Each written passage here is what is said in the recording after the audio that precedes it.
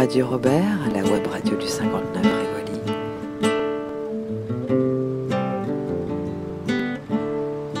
En fait, ce qui est vraiment assez sympa, c'est que on est transversal sur tous les arts. Au 59, on a de la peinture, de la sculpture, des musiciens, des performeurs, et la Nuit Blanche, c'est un petit peu le temps où tout ça arrive et vraiment travaille, performe ensemble. Et donc je suis très content de pouvoir appeler Corinne au micro, qui va nous parler un petit peu de son travail et donc de ses œuvres exposées dans l'exposition Reine de Paris.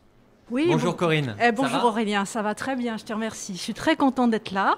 Donc Corinne Malfray, je suis artiste peintre et mon sujet de prédilection, c'est le mouvement. Et je suis ravie de participer à cette deuxième édition de Reine de Paris. J'étais pas là à la première édition, mais j'étais invitée à la deuxième et j'en suis absolument ravie. Écoute, nous aussi on est très contents. Donc comment ça s'est fait, ta venue dans l'exposition Reine de Paris, le fait que tu sois artiste, parce que plusieurs artistes sont représentés aujourd'hui. C'est ça, écoute, c'est le monde des artistes, on connaît les uns les autres. Et puis je connaissais Jacqueline aussi, qui m'a dit viens dans l'aventure. Et j'avoue qu'au début j'étais un peu déconcertée. Parce qu'en allant sur Internet et en regardant Reine de Paris, alors moi je ne suis pas du tout comme les copains d'avant, punk du tout. Je ne suis pas du tout de cet univers, même pop.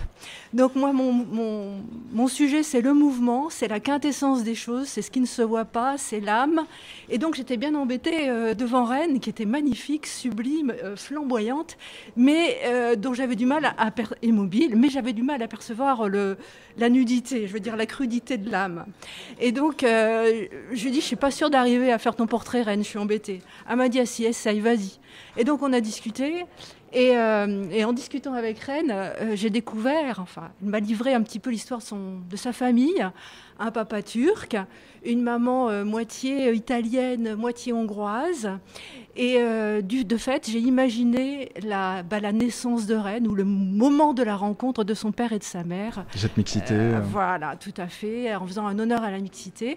Donc j'ai imaginé deux silhouettes qui dansaient ensemble.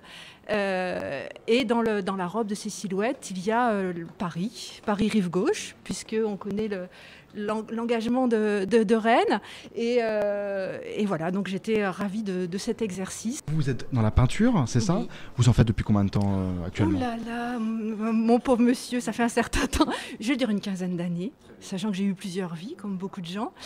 Mais voilà, à 40 ans, au bel âge, j'ai décidé de tout plaquer, tout ce qu'il y avait derrière moi. J'étais directrice marketing Météo France, pour te dire.